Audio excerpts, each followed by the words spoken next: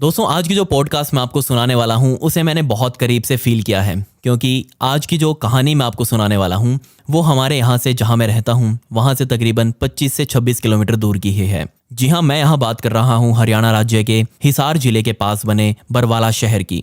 इसी शहर के एक विधायक हुआ करते थे जिनका नाम था रेलूराम पूनिया, और कहा जाता था कि अपने टाइम में इनसे ज़्यादा अमीर शख्सियत आसपास के शहरों में कोई नहीं थी।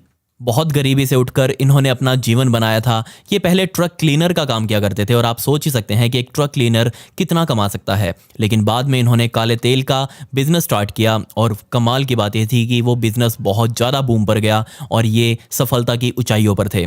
इन्होंने जोड़ते जोड़ते बहुत पैसा बनाया, बहुत ज़मीन खरीदी, बहुत बड़ी बड़ी आलीशान कोठियाँ इन्होंने बनाई, और एक कोठी इन्होंने स्पेशल अपने लिए बनवा रखी थी जिसमें कहा जाता है कि उनकी जो गाड़ियाँ थी वो उनके फर्स्ट फ्लोर तक जाया करती थी, उनकी छत तक जाया करती थी। जी हाँ, 25 एकड़ के अंदर वो कोठी बनी हुई थी, वो फार्म हाउस बना हुआ था, और उसी के अंदर ये रेलूराम पूनिया विधायक, जो कि बरवाला के विधायक थे, वहाँ रहा करते थे। इनकी स्टार्टिंग से ही यही इच्छा रही थी कि जो घर होगा मेरा उसके अंदर गाड़ियाँ सीधा मेरे कमरे तक आनी चाहिए और मैं गाड़ी से उतरूं और सीधा अपने कमरे में जाऊं। और ऐसा ही कुछ घर था जो आप अभी अपनी स्क्रीन पर देख भी रहे हैं। एक वो टाइम था जब इनके पास गुड़गांव, हिसार, दिल्ली, फरीदाबाद, नोएडा, इन जैसे बड़े शहरों में भी बहुत नामी गिनामी जगहों पर प्रॉपर्टीज इनकी हुआ करती थी और लोग इन्हें बहुत एडमायर करते थे, बहुत बड़ा आदमी मानने लगे थे। इसी वजह से इन्होंने चुनाव भी लड़ा और ये एमएलए बने बरवाला शहर के।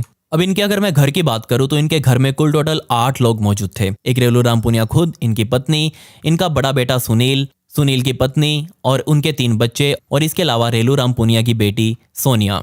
लेकिन ये जो सोनिया थी, ये ताइक्वांडो की बहुत बढ़िया प्लेयर थी अपने टाइम की, और इसने बहुत बड़े बड़े टूर्नामेंट्स भी देश के लिए खेले थे, लेकिन कभी नेशनल वगैरह में नहीं गई। लेकिन छोटे मोटे जो टूर्नामेंट्स थे वो खेले थे इसने और जीते भी थे। और इसी ताइक्वांडो को सीखते सीखते इसे एक संजीव नाम का लड़का मिला, वो भी ताइक्वांडो का प्लेयर था, और दोनों के अंदर रिश्ता बना, दोनों के अंदर प्यार मोहब्बत जगी, और अब दोनों एक दूसरे से शादी करना चाहते थे। लेकिन यहाँ वही अब कद की बात आ जाती है, जहाँ संजीव एक बहुत ही नॉर्मल सी फैमिली से बिलोंग करता था, बहुत मिडिल क्लास फैमिली से बिलोंग करता था, वहीं रेलूराम पूनिया की बेटी सोनिया एक बहुत ऊंचे खानदान से थी। अब यहाँ दोनों का कोई मेल जो था, जो फैमिली बैकग्राउंड था, वो मैच नहीं कर रहा था। और यहाँ सोनिया ने अपने पिता रेलूराम पूनिया से कहा कि मुझे ऐसे ऐसे इस लड़के से शादी करनी है, और यहाँ रेलूराम पूनिया ने साफ मना कर दिया कि नहीं, ऐसा नहीं हो सकता, उसका हमारा कोई मैच नहीं है।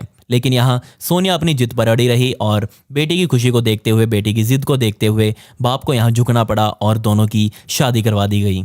अब यहाँ शादी हुई और कुछ ही टाइम बाद इनको एक लड़का भी हो गया। परिवार सेटल था, दोनों परिवार अलग अलग रह रहे थे, सोनिया और संजीव का अलग और रेलूराम पूनिया का अलग। लेकिन कुछ ही टाइम बाद सोनिया अपने पिता के पास पहुँचती है और कहती है कि पापा देखिए, संजीव का इतना बड़ा कोई कारोबार नहीं है जो वो मेरी इच्छाओं को पूरा कर सके, आप उसमें थोड़ी उसकी मदद कर दीजिए। आपके पास जो इतनी सारी ज़मीनें हैं, तकरीबन 150 या 200 किले उनके पास थे, 150 या 200 एकड़ ज़मीन उनके पास थी, और वहाँ तब पहुंचकर सोनिया ने अपने पिता रेलूराम पूनिया से कहा कि आप तकरीबन 50 एकड़ ज़मीन संजीव के नाम करवा दीजिए, वो उसमें कोई अपना काम छेड़ लेगा, कोई धंधा वगैरह स्टार्ट कर लेगा, और यहाँ हमारा परिवार भी सुखी हो जाएगा। अब यहाँ बेटी को देखते हुए, बेटी की जिद को देखते हुए उसने कहा कि ठीक है, हमारा दामाद ही तो है, सेटल हो जाएगा, थोड़ा बहुत कद हमारे बराबर का बन जाएगा, तो सोसाइटी में नाम थोड़ा लेवल का हो जाएगा। तो यहाँ रेलूराम पूनिया ने हाँ कर दी और कहा कि ठीक है, हम तुमको 50 एकड़ ज़मीन दे देंगे। लेकिन जैसे ही ये बात रेलूराम पूनिया के बेटे सुनील को पता लगी कि ऐसे ऐसे उसके पापा 50 एकड़ ज़मीन जो है वो अपनी बेटी के पति के नाम करवा रहे हैं, तो ये उनको बात सही नहीं लगी और उसने अपने पिता से कहा कि नहीं पापा, ऐसे नहीं करना, आप चाहते ही हैं उनकी मदद करना तो कोई फाइनेंशियली मदद कर दीजिए, थोड़े बहुत पैसे वगैरह दे दीजिए, लेकिन ये ज़मीन जो है वो बहुत मेहनत से हमने जोड़ी है, बहुत काम किया है, बहुत इंतज़ार किया है इस लेवल पर पहुँचने का, तो आप प्लीज़ ऐसे ज़मीन वगैरह उनके नाम मत करवाइए, कुछ पैसा वगैरह देना है तो दे दीजिए जिससे वो काम स्टार्ट कर ले। अब ये बात भी रेलूराम पूनिया को सही लगी कि हाँ, लड़का ठीक ही कह रहा है, तो उन्होंने वापस सोनिया को बुलाया और कहा कि देखो, हम तुम्हें ज़मीन तो नहीं देंगे, लेकिन हाँ पैसे वैसे दे देंगे, अगर तुमको पैसे वगैरह चाहिए हो तो आप हमें बोलो, हम तुम्हारा कोई काम वगैरह स्टार्ट करवा देंगे।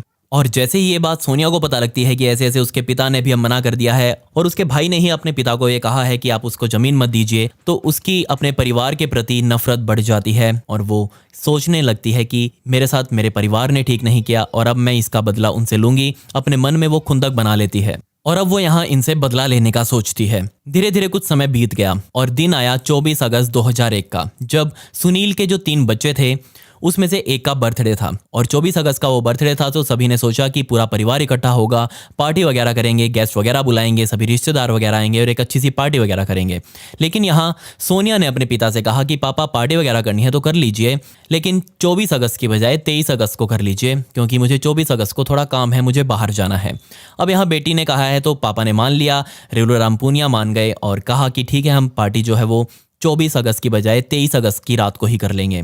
23 अगस्त 2001 की रात वो पार्टी शुरू हुई। पार्टी में सभी ने एंजॉय किया, भरपेट खाना वाना खाया और सब अब बैठे थे आराम से। और धीरे धीरे कर जो गेस्ट आए थे वो भी जाने लगे, जो घर में नौकर आए हुए थे वो भी जाने लगे। और अब यहाँ पर घर में कुल टोटल 10 लोग बचे हुए थे। रेलूराम पूनिया खुद, उनकी पत्नी, उनका बेटा सुनील, उसकी पत्नी और उनके 3 बच्चे, यहाँ सोनिया और उसका पति संजीव।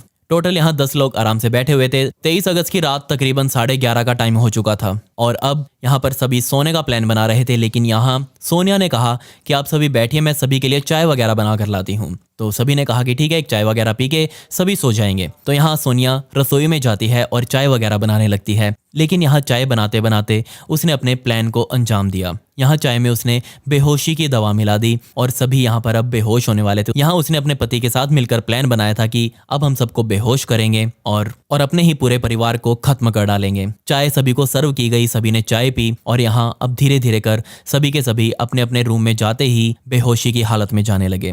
अब क्योंकि संजीव और सोनिया ने वो बेहोशी वाली दवा अपनी चाय में नहीं मिलाई थी तो वो बेहोश नहीं हुए और ना ही सोए और वो रात को तकरीबन 12 बजे के आसपास उठे और फिर एक एक कमरे में गए। सबसे पहले वो रेलूराम पूनिया के कमरे में गए। यहाँ पहुँचते ही उन्होंने देखा कि रेलूराम पूनिया बहुत आराम से सो रहे हैं, उनको कोई होश नहीं है अपनी ज़िंदगी में। और इसके बाद सोनिया ने खुद अपने पति संजीव से कहा कि लोहे की रॉड उठा कर लाओ और अब मेरे पिता का कत्ल कर दो। सोचकर देखिए, एक बेटी ही अपने पिता के लिए ये बात कह रही थी।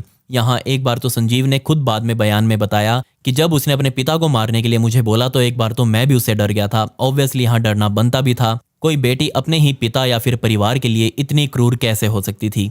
लेकिन यहाँ जबरदस्ती अब संजीव से कहा कि जल्दी से लोहे की रॉड उठाकर लाओ और अब यहाँ मेरे पिता के सर पर दे मारो। संजीव बाहर गया, अपने कमरे से लोहे की रॉड उठाकर लाया और तुरंत आते ही उसने रेलूराम पूनिया के सर पर कई वार किए।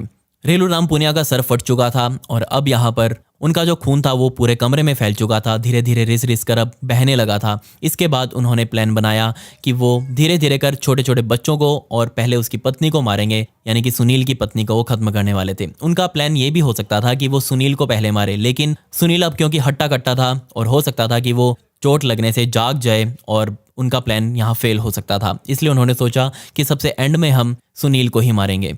खैर, अपने पिता को खत्म करने के बाद संजीव और सोनिया अपने माँ के कमरे में गए और वहां जाकर बिल्कुल उसी तरीके से अपनी माँ को मारा, कई वार किए सिर पर। और यहाँ अपनी माँ का कत्ल करने के बाद वो सुनील की पत्नी के कमरे में गए जहां उसके साथ उसके 3 बच्चे भी सो रहे थे। यहाँ पहुंचते ही उन्होंने तुरंत सुनील की पत्नी का कत्ल किया और तीनों बच्चों को भी नहीं छोड़ा। सोचकर देखिए ये लड़की क्या कर रही थी। 3 छोटे छोटे बच्चों के ऊपर भी उसे दया नहीं आई, उनके भी सर फाड़ डाले उस लोहे की रॉड के साथ। यहाँ काम ये सारा संजीव कर रहा था, लेकिन करवा सोनिया रही थी।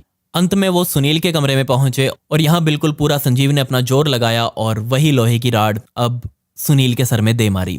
सुनील के सर में लगते ही लोहे की रॉड उसका सर फट गया और वहां भी खून रिसने लगा। कई वार किए और उन्होंने सुनिश्चित कर लिया कि घर में कोई भी मेंबर बचना नहीं चाहिए, ताकि इनके मरने के बाद सारी प्रॉपर्टी जो है वो हमारी हो जाए। अब यहाँ सभी लोग वहां मर चुके थे, घर के 8 सदस्य मर चुके थे, लेकिन यहाँ अभी काम खत्म नहीं हुआ था। जैसे ही सोनिया ने देखा कि सभी अब मर गए हैं तो संजीव से उसने कहा कि एक रोड तुम मेरे सर पर भी मारो। तो संजीव यहाँ सोचने लग गया कि ये ऐसा क्यों बोल रही है। तो पलट में सोनिया ने संजीव को समझाया कि अगर तुम मुझे नहीं मारोगे तो सभी का शक हमारे ऊपर ही जाएगा, सुबह नौकर वगैरह आएंगे और फिर पुलिस भी यहाँ आएगी, तो ऐसा लगना चाहिए कि यहाँ सभी के सभी विक्टिम है, कोई नहीं बचा। लेकिन मेरे सिर पर रोड इस तरह से मारना कि मैं सिर्फ बेहोश हूँ, मुझे कुछ ज्यादा चोट वोट ना लगे, जल्दी ही मैं हॉस्पिटल से डिस्चार्ज भी हो जाऊं। तो यहाँ संजीव ने बिल्कुल ऐसा ही किया। एक हल्की सी चोट उसके सिर में भी मारी और चोट लगते ही सोनिया खुद भी जमीन पर गिर पड़ी, जिसके बाद संजीव वहां से निकल गया। अब सुबह हुई। सुबह होते ही घर के नौकर चाकर वहां पहुंचे और घर का हाल देखकर वो दंग रह गए, क्योंकि अब जो ऊपर अपने कमरे में सभी लोग सो रहे थे उनका खून रिस रिस कर सीढ़ियों से होते हुए घर के मेन जो डाइनिंग रूम था उसमें आ पहुंचा था। और ये देखते ही सभी का दिल दहल गया। सभी नौकर वापस बाहर भागे, आस पड़ोसियों को बुलाया और तुरंत पुलिस को मौके पर बुलाया गया। पुलिस भी मौके पर पहुंची और एक बार तो पुलिस भी इस घर के अंदर जाने से डर रही थी, क्योंकि उन्हें समझ ही नहीं आ रहा था कि एक इतनी बड़ी शख्सियत के घर ऐसा कुछ हो सकता है। पुलिस अब अपनी छानबीन शुरू करती है। सभी लाशों को वहां से निकाला जाता है और अब तक पुलिस को यही लग रहा था कि यहाँ 9-10 लाशें पड़ी हुई हैं, सभी के सभी मर चुके हैं। लेकिन जैसे ही उन्होंने सोनिया को हाथ लगाकर देखा तो वहां भी अफरा तफरी मच गई, क्योंकि पुलिस को पता चला कि सोनिया की अभी तक सांसें चल रही हैं। तुरंत सोनिया को अलग हॉस्पिटल में, बरवाला के ही एक अलग हॉस्पिटल में पहुंचाया गया और फिर बाकी की जो लाशें वहां पड़ी हुई थी उन्हें पोस्टमार्टम के लिए वहां के सिविल हॉस्पिटल में पहुंचाया गया। अब यहाँ 24 अगस्त का वो दिन आया था जब पुलिस वहां छानबीन कर रही थी। पुलिस को घर में कुछ नहीं मिला, लेकिन 25 अगस्त के दिन फिर पुलिस घर में पहुंची और अब फिर से एक बार घर की छानबीन की जानी थी और वो सीधा पहुंचे सोनिया के कमरे में। सोनिया के कमरे में पुलिस को एक डायरी मिली और इस डायरी ने ही, यकीन मानिए, पूरा का पूरा गेम पलट कर रख दिया। अभी तक ये क्राइम जो था वो बिल्कुल परफेक्ट क्राइम था, किसी को शक ही नहीं था कि घर का ही कोई मेंबर ऐसा कर सकता है। लेकिन वो जो डायरी मिली थी उस डायरी के हिसाब से ही पुलिस को पता लग गया था कि यहाँ जरूर कोई घर का मेंबर शामिल है। जी हाँ, उस डायरी के अंदर क्या लिखा हुआ था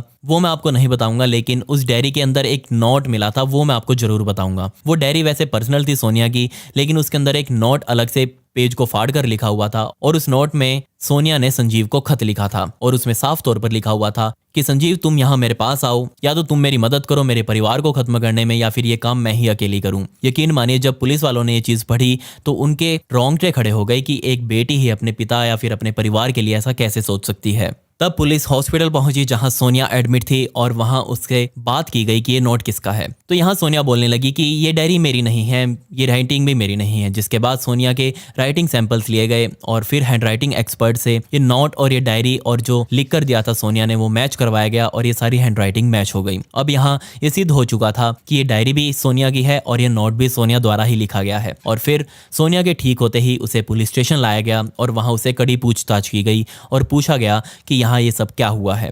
थोड़ा जोर डालते ही उसने सब कुछ उगल दिया और यहाँ अब संजीव को पकड़ा जाना था। संजीव वहां से भागकर दिल्ली या फिर एनसीआर में कहीं छिपा हुआ था और वहां से तब संजीव को भी गिरफ्तार किया गया। संजीव को पकड़कर लाते ही दोनों ये टूट गए और दोनों ने अपना जुर्म कबूल कर लिया कि ऐसे ऐसे हमारे घर वाले जो थे वो हमें अपना प्रॉपर्टी में हिस्सा नहीं दे रहे थे और अब उन्हें खत्म करना हमारी मजबूरी बन चुकी थी। लेकिन हम एक परफेक्ट क्राइम करना चाहते थे पर यह परफेक्ट क्राइम हो नहीं पाया। मुझे नहीं पता कि मैं अपनी डायरी वहां से उठानी कैसे भूल गई। अगर मुझे पता होता कि ये डायरी भी मेरी जान की दुश्मन बन सकती है तो मैं ये जरूर उठा लेती। लेकिन अब सब कुछ सच पुलिस के सामने आ चुका था, मीडिया में आ चुका था। वहां के लोग जो थे आसपास रहते थे रेलू रामपुनिया के घर के आसपास, उनको भी विश्वास नहीं हो रहा था कि घर का ही मेंबर उनके साथ ऐसा कर गया।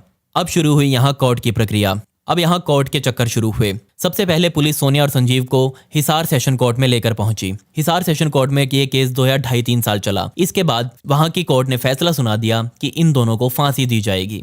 अब इनको ये अपने किए हुए की सजा फांसी बहुत ज्यादा लग रही थी, तो ऑब्वियसली इन्होंने फांसी की सजा को चैलेंज किया Punjab and Haryana high court Panchkula में। कमाल की बात यह थी कि वहां भी जब ये केस चला तो 1 साल तक वहां के भी कोर्ट को लग रहा था कि फांसी की सजा ठीक है, लेकिन एंड में उन्होंने इस फांसी की सजा को कम करके उम्र कैद में बदल दिया। अब यहाँ इन दोनों को यानी कि सोनिया और संजीव को ये उम्र कैद की सजा भी बहुत ज्यादा लग रही थी, जिसके बाद उन्होंने अपनी इस उम्र कैद की सजा को सुप्रीम कोर्ट दिल्ली में चैलेंज किया और वहां ये रिक्वेस्ट करी कि मेरा बेटा है एक छोटा सा, उसकी बिहाफ पर हमारी सजा को कम किया जाए। लेकिन यहाँ सुप्रीम कोर्ट ने बजाय सजा कम करने के वापिस जो हिसार लोअर कोर्ट का फैसला था उसे बरकरार रखा और वापिस उम्र कैद की सजा को फांसी की सजा में तब्दील कर दिया। उनका मानना था कि क्राइम जो है वो रेयरेस्ट ऑफ रेयर है और यहाँ फांसी की सजा ही ठीक है। 2007 में एक वो दिन भी आया जब इनका फांसी का दिन था वो, और उस दिन इन्हें सजा दी जानी थी। जेल में सारी तैयारियां हो चुकी थी, लेकिन फाइनली इन्होंने मर्सी पिटीशन दायर करी और वो फाइल सीधा पहुंची हमारे राष्ट्रपति स्वर्गीय श्री प्रणब मुखर्जी के पास। वहां भी इनकी फाइल कई साल अटकी रही, लेकिन बाद में वहां से भी उन्हें रिजेक्शन ही मिली थी और फांसी की सजा बरकरार रही थी। आज भी उनकी ये सजा फांसी की बरकरार है और आज ये दोनों यानी कि सोनिया और संजीव अंबाला की सेंट्रल जेल में बंद हैं और अपनी फांसी की सजा का इंतजार कर रहे हैं। लेकिन सोचकर देखिए, यहाँ एक बेटी और दामाद ने मिलकर कैसे एक बहुत फले फुले परिवार को उजाड़ कर रख दिया सिर्फ प्रॉपर्टी के लालच में, और वो प्रॉपर्टी इनकी कभी हो भी नहीं पाई। तो ये थी हमारी आज की कहानी। आपको ये कहानी कैसी लगी मुझे जरूर बताएं। और यार मुझे मेरे इंस्टाग्राम पर फॉलो जरूर कर ले। मेरी इंस्टाग्राम आईडी ये है, इसका लिंक आपको डिस्क्रिप्शन में मिल जाएगा। खैर पिछली वीडियो का शाउट आउट स्वाति मिश्रा को and comment pick me to get a shout out in next video. आपको वीडियो कैसे लगी वो भी बताएं। मिलते हैं अगली वीडियो में। ये वीडियो देखने के लिए धन्यवाद।